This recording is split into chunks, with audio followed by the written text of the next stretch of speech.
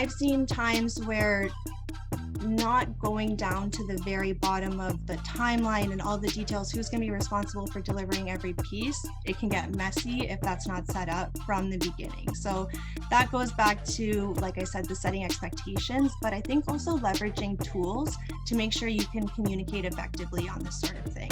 Welcome to another episode of the Growth League podcast. I am your host, Caleb Clark, and today I have the privilege of chatting with Jesika Arseneau, who is the Director of Marketing and Culture at TAG HR, responsible for basically everything as it relates to the brand presence for TAG, market research, developing marketing and social media strategies, and providing guidance and support to the team that she works with. TAG HR, they say that they connect clients with professional and qualified candidates nationwide. And so Jesika, I don't want to talk too much about you or your company. I want to give the floor to you. First of all, thank you for being here.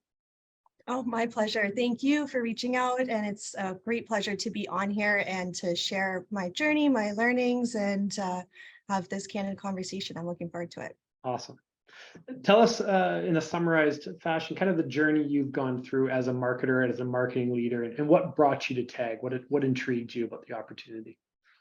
For sure. So my journey was not very typical, as I have seen is kind of common thread for some of the leaders that you've spoken to, very common for marketing in particular. I think we work in communications, we work sometimes public relations, and they all sort of tend to meld together at one point. That's kind of how it went for me. My background actually started in history for what I studied. So I did my undergrad in history, I did my master's in public history, which is all about how to take those complicated concepts and share them with the public, whether it's through a museum, an art gallery, a public installation. So using that, I ended up working in the museum field. And there I did communications, public relations. I worked at the Royal Ontario Museum, started as an intern, worked my way up to publicist. And that was the beginning of going into communications and PR. And a lot of learning through that path as I struggled to go from that academic world into industry and learn how to apply what I had learned. And then going back through what I was picturing myself doing. I thought, I'm going to be a curator. I'm going to use history and continue down that path. But I just became completely enamored with how to share stories. So that for me was kind of the light bulb moment that this is what I want to do.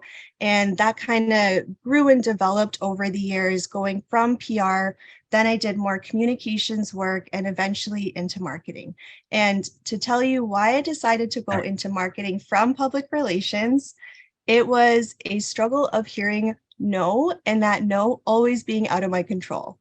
So the type of work I was doing was a lot of media pitching, working with brands to get big announcements in news stories, in broadcast media, print media, digital media.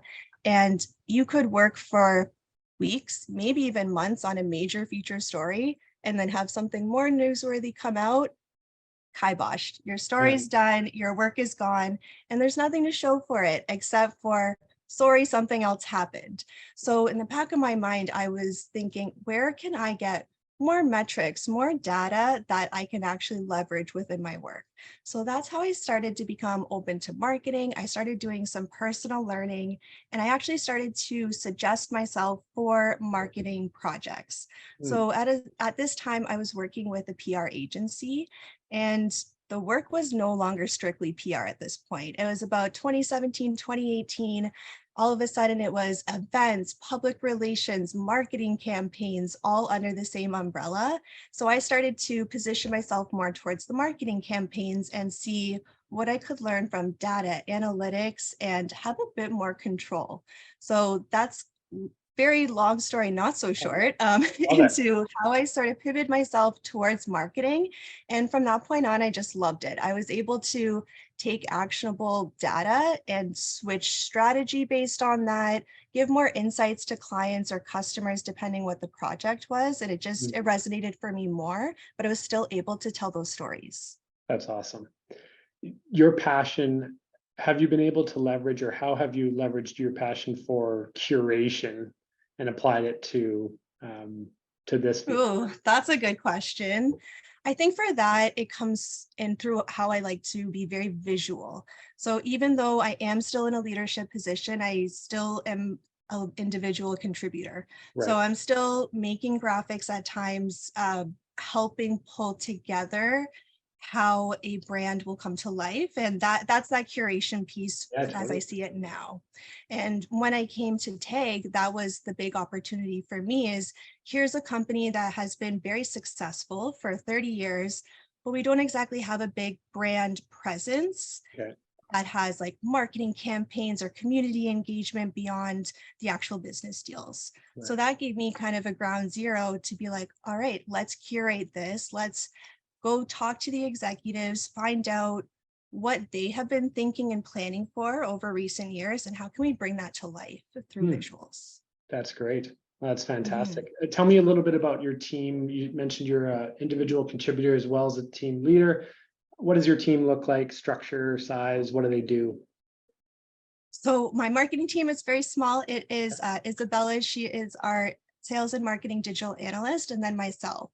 So the two of us work very closely together. We're very agile in helping to support the rest of the company. So to take a step back, take HR, we do both public sector and private sector recruitment. Okay. And so that is a whole can of worms because there's a lot of audiences that go into that. Yeah. We've got the hiring managers on the government side, hiring managers on the private sector side, and then we also have those on the candidate side. Right.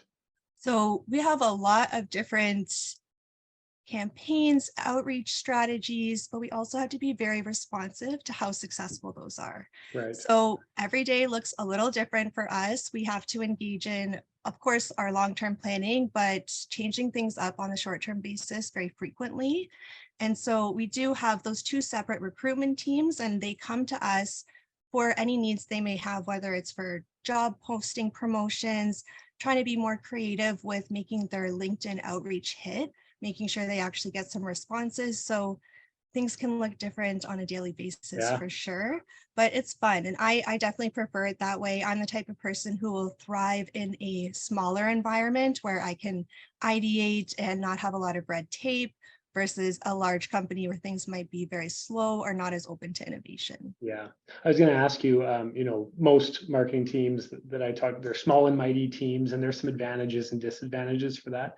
With that, for you guys, what is one of the advantages of a team of two and being able to prioritize and kind of fulfill your mandate as compared to what are some of the challenges or disadvantages that you experience? So I think you already hit on it with part of the question there.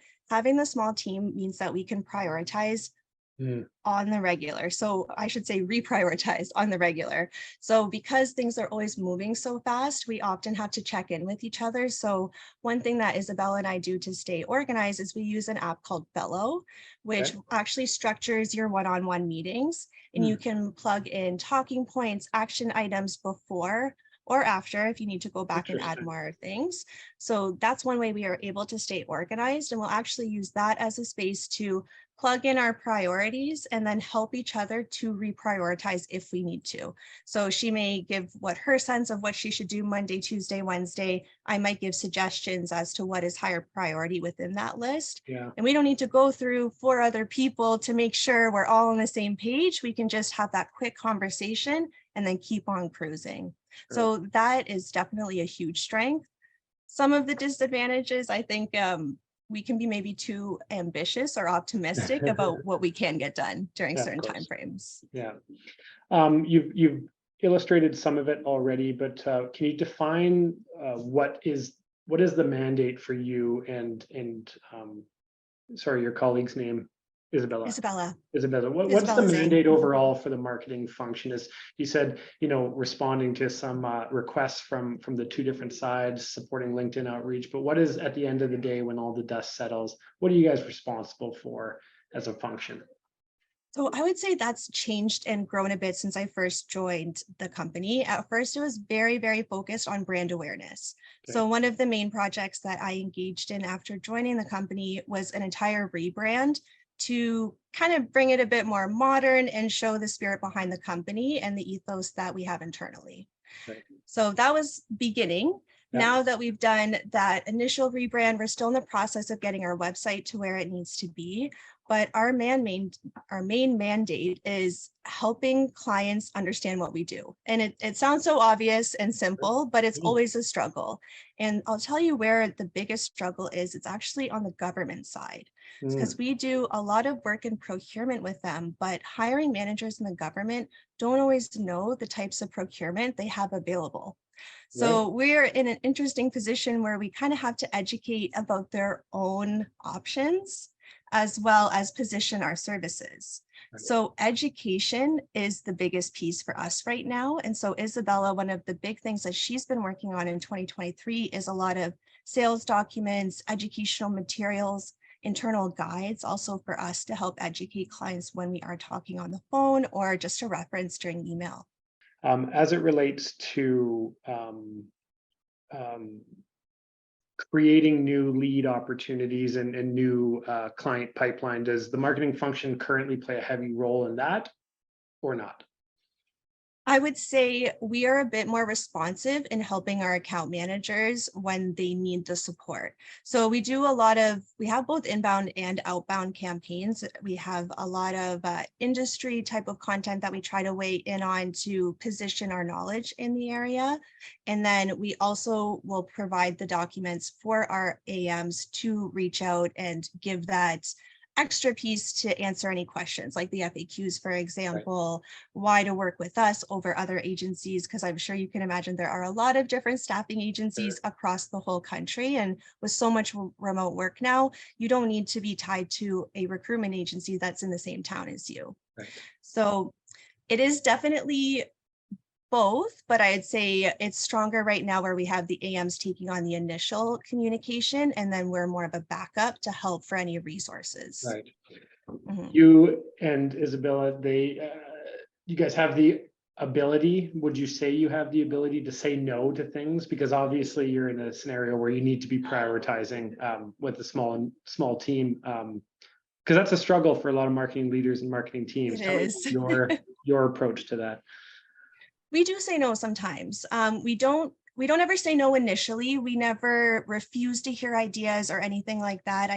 The way I phrase it to people is give us the info dump. Like, we want to hear your ideas. We want to hear the suggestions. It might not happen now, but we would love to plan for it to happen. So I try to manage the expectations from the get-go when someone might be coming up with an idea for a campaign, because I do love to hear when recruiters have their own ideas for marketing campaigns. That's often when they're the most successful, because you've got a recruiter that's passionate about an idea. We help them with some graphics so that they can help execute on their end too. That's perfect symbiosis together. Yeah, I know that makes sense. But we can't always have the timing. Yeah, I was going to say, tell me about, because it sounds so far that there's a strong requirement of integration with you and the different recruiters and different departments of the organization. Like, how do you and your team of two integrate, and who do you integrate with? What does that way of working look like internally? Good question. So we work very closely with my manager, who is our COO, Priya Balu. So she, of course, is leading all of our broader corporate strategy. So first point, we tend to ideate together to make sure that marketing campaigns and broader projects or partnerships, sponsorships are in line with that corporate vision. So definitely I'd say August, September time, that's when we're planning for the next year, doing the big, like throwing everything out onto the board, taking maybe 3 or 4 of those and then planning them out for the year. But then when it comes to having, say, email campaigns, we have these on a regular basis. I do those for candidates, for our private sector clients, as well as our government clients. I will connect with each person who's responsible for those from the client or candidate facing side. And we always make sure that the content is in line with the types of conversations that they're having.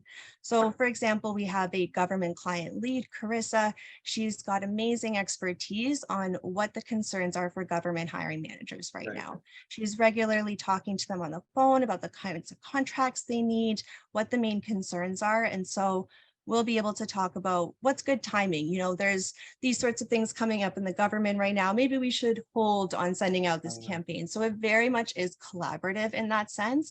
But once we get that direction, we just go independently, build out the content. And I do like to get the final go ahead, especially when we have, a piece of content that's going out from another person. Always like to make sure that they're very happy with it. Yeah, no, just like this podcast, I'll give you the chance to. There you go. So no, that's interesting. I think it's, as marketers, we need to understand that we have tools and channels available to us, but we also have the resources of subject matter experts in our organization. How can they be leveraged in the overall creation and distribution of our plan, right? It sounds like you rely pretty heavily on subject matter expertise internally. Absolutely. Yeah. And they've told me no, absolutely. And that's okay. I was It doesn't hurt say my feelings. that's a challenge. I would much. Unless it's part of the strategy and the plan. I've seen that a lot where, getting some of their time and perspective on it is kind of like dragging cats, right? So I'm sure that you guys have established that as part of the plan, and there's a willingness and a buy-in to participate. Definitely. And we do have a very willing team, but what I appreciate is that if they don't think an idea really fits with their vision or where they are in a workflow or trying to close a deal, it might be a good idea, but not at that time. I'm open to that feedback and I so appreciate it. We like to say clear is kind at TAG, and that's a good example of it. Clear is kind. I might steal that. As a marketer and as a marketing leader, as you're moving into this, what would you say I ask this question all the time, you've probably heard it, but what is your one or two superpowers that you bring to the job and that people consider them superpowers of yours? What would you? So I think the first one would be aligning. And I know it sounds kind of boring as a superpower, and that's okay. I'm fine with that. What I mean by this is making sure I can get 3 different people, for example, on the same page. So that's going a huge into a superpower. room, that's huge. It can be, yes, absolutely. Like asking the probing questions to tease out and find out what someone really wants, because sometimes when someone shares an idea or a request, that's not really what they need. And you need to dig a little bit deeper to find out, because sometimes it's not a great delivery in how they might share it. But if you dig and ask the questions, you get that aha moment and you can transition it into a great idea. So I would say that's one of my big ones. The other would probably be feedback culture. And that I'm going to attribute to my short time working at Apple in customer service. They do an incredible job of teaching you how to give and receive feedback, and also position it as a positive thing. I find a lot of people are nervous to have feedback conversations, but for me, it's always a positive. You don't usually tend to give feedback unless you want to see somebody succeeding and using it to do so. Right. So that's how I like to champion it internally. That's where the clear is kind comes from. I mean, it obviously is an organizational thing, but it resonates with you. That's great. As it relates to, I'm sure as a small team, there have been times, whether it be at TAG or experiences in the past where you've worked with external partners. What is your playbook on, facilitating at least your role of the perfect marriage, or playing your role in creating the perfect marriage between those, and what things have worked, what things haven't worked, and how do you generally like to approach the idea of partnership externally? For me, it's all about having the right expectations from the beginning and setting those expectations with your partner. And I think if an organization doesn't do that or doesn't hold those expectations throughout the course of the partnership, that's where things go awry. One example that comes to mind as a really positive partnership that we've had is with Ottawa Business Journal and Ottawa Board of Trade. They had a project this year that they do every year, but this year's our first time participating. It's called the Growth Survey. And essentially what it is a business growth survey that they do within Ottawa, asking all major organizations important questions to keep the pulse on what's going on in the business community, what are the main trends, concerns, et cetera. So we were actually a sponsor this year and very excited about it. When we went into this discussion, we knew what our goals are. We knew how we wanted to participate, what we wanted to take from the content. And actually just yesterday, we had like our debrief meeting with the Ottawa Business Journal talking about how the partnership has gone. Both of us are very, very happy as organizations because, like I said, we aligned on those expectations from the beginning, but we were also very open to sharing feedback on how we might improve or change things for next year. And I think that's what's made things very powerful for us as collaborators, being open to both sides, sharing that feedback and seeing how we might make it even more successful next year. Yeah, it's all about the setup, isn't it? And Yep. being clear. I get that sense from you that like every words are clear, words are simple, and the understanding, and there's an appreciation, I imagine, on the receivers end of that. At least I'm experiencing that right now, so it's fantastic. The other follow-up question to that is, what have you seen, and other than just not having clear expectations, but what have you seen contribute to poor external partnerships, whether it be with TAG or in the past, or maybe colleague experiences that you've had? What are some of the things that, if left unattended to or addressed, kind of fester and create problems in your experience? That's a good question. I think sometimes in partnerships, I've seen issues where small little pieces don't actually get assigned responsibilities. So maybe two organizations get very excited about a project. They do all the big stuff and they're like, great, you're going to lead this part of the project. You're going to lead this. But then maybe it comes to scheduling out some of the social graphics, but they haven't actually gone that granular and that part is missing. Right. So I've seen times where not going down to the very bottom of the timeline and all the details, who's going to be responsible for delivering every piece, it can get messy if that's not set up from the beginning. So that goes back to, like I said, the setting expectations, but I think also leveraging tools to make sure you can communicate effectively on this sort of thing. So not just using email, actually having some type of collaboration tool. Yes, not the phone, to get a partnership going and like organizing how you're going to be actioning your deliverables, your KPIs. Having that on the phone is not going to help anyone. For us, we like to use monday.com. That's a great space for, you can track KPIs, you can outline an entire project. We even have our content calendar in there internally. So that's not for partnerships, but ways that you can stay organized, and you can invite external parties to those documents and stay very, very organized and actually make sure that you're on the same page for those deliverables. Yeah, no, that's critical. Why do you believe in TAG HR going forward? What's keeping you there? What's interesting to you? For me, it's a number of things. One, I feel very empowered by the environment that I have in the workspace. I have an amazing mentor and boss who has really allowed me to bring my ideas forward and actually see them through. When it came to the rebrand process, I was shocked at just how open the executive was to all of my questions and ideas. And I was just told, run with it, go for it. And if I needed to hire someone, I could, and I did. And it's been immensely helpful. So the support that I've had here hasn't been matched anywhere else in terms of where I've worked. And just the vision of where the company is going, it really aligns for me. And I feel a true sense of purpose being able to help grow it. Yeah. And even in the 2 years that I've been here, it's been amazing to go out into the business community and hear people mention, oh, wow, I've seen the new branding and you guys are doing great things. And it's very validating. I can't lie. That's awesome. Yeah, there's nothing better than coming to work knowing that people got you on your left and on your right, and you can kind of feel safe to do your thing. For sure. That's awesome. Tell me again, you may have mentioned it, but what was the reason, or what were some of the underlying business reasons for the rebrand? It was just like, there was no understanding of what problems you solved in the market and for whom, or what?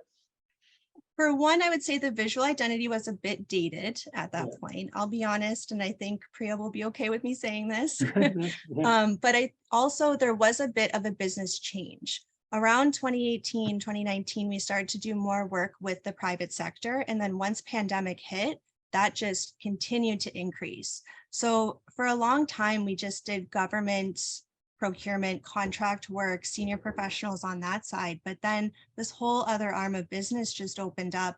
And at this point, it's approaching about 50% of our entire business now that we're in 2023. So part of the rebrand was to speak to that change and connect with that private sector audience. I'll be honest, government audience aren't always the most receptive to flashy colors, nice graphics, all of that. But private sector, they do care. And so that was definitely something that was part of my thinking. Also needing to tease out the language and moving from a government focused organization to something that serves more than one industry and audience. That required a lot of thinking too. Yeah. With the two of you, when you sit down to kind of do your planning and dreaming for the future, what are one of the challenges that not a scary thing, but something that you're excited to fix or solve or improve? It may not be solved yet or fixed or improved, but that kind of gives you guys some excitement in life in terms of, hey, we got to go tackle this thing next. For sure. One area that we haven't explored enough in our content and we would love to is video. And that's a challenge with a small team. Like when you already have got our regular social media channels, outbound email campaigns, working on a rebranded website, we have a blog. We also have to do our job postings and all of that for recruitment management. And then making videos on top of that almost seems insurmountable.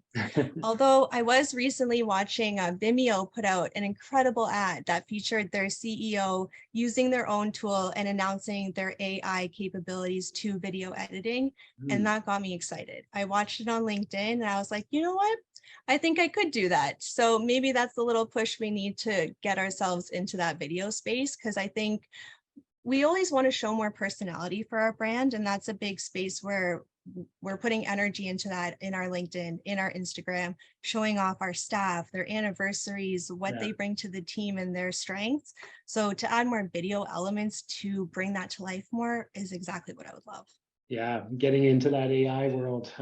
Have fun with have fun with that. Jessica, how do you, obviously your journey was non-conventional in terms of marketing, as you referenced. Many guests take the same or similar path, but how do you keep yourself sharp or engaged in marketing and the discipline of as a marketer, but also as a marketing leader? What do you do to sharpen your sword? I do a lot of personal learning and seeking out. I'm a very curious person. I also subscribe to too many emails in my inbox. I've got like Morning Brew, Marketing Brew, HubSpot leads, all of the good stuff. I like to see, what main industry news is, but also finding inspiration from others. Like I said, seeing that Vimeo ad, I was amazed in that moment, immediately sent it to our COO and was like, imagine the possibilities. And so I find for me, it's a lot of engaging with other marketing content, taking ideas or not taking ideas, but gaining inspiration and seeing how it might apply to our business. And that's one of my biggest ways. Yeah, that's all marketing is, right? Is stealing ideas and making it your own. But I think that's why it's really interesting that your background is in curation, because that's what this game is. It's about finding things that on their own would either be useful or look good, but together in the symphony of them together, is where the real magic happens for the brand, but also for like marketing systems to generate clients and leads and that kind of thing. So couldn't have said it better myself. What's that? Couldn't have said it better myself. Okay, cool. Yeah, I what's funny about the idea about curation that I was thinking about when you were talking earlier is that that is actually the purpose of this show too. It's just to I could either share my perspectives and opinions on marketing and marketing systems and marketing leadership, or I can curate the unique experiences and perspectives of others. And so maybe I'd want to be a museum curator. You never know. You never know. Cool. Well, I mean, we could talk for a lot longer, but I really appreciate this time and you sharing just a small glimpse of your world. And I think one of the big nuggets to take out of this is for teams out there. There's a lot of them, but one of them that resonated with me is that for teams that are small and mighty, getting really really clear on how do you communicate, how do you prioritize, how do you work together to multiply yourselves beyond just being two people, but build systems and alliances and relationships with other members of the organization to kind of expand your impact beyond just trying to, okay, you go this way, Isabella, and I'll go this way, and we'll just hammer things. I think that I'm seeing that there's a 1 + 1 = 3 with your team, accidental or intentional. Absolutely. I think it's a cool thing. You got it. And I think making sure that it works for both parties. Right. So not just me coming up with an approach to say, like, we're going to check in and reprioritize on this day, but making sure that, you know, the way we're communicating works for Isabella and that she's able to have just as much agency in doing that prioritization or collaboration. That's awesome. Thank you for your time, Jessica. I appreciate Thank it. you. And all the best to you and Isabella and TAG. Thanks a lot. Same to you.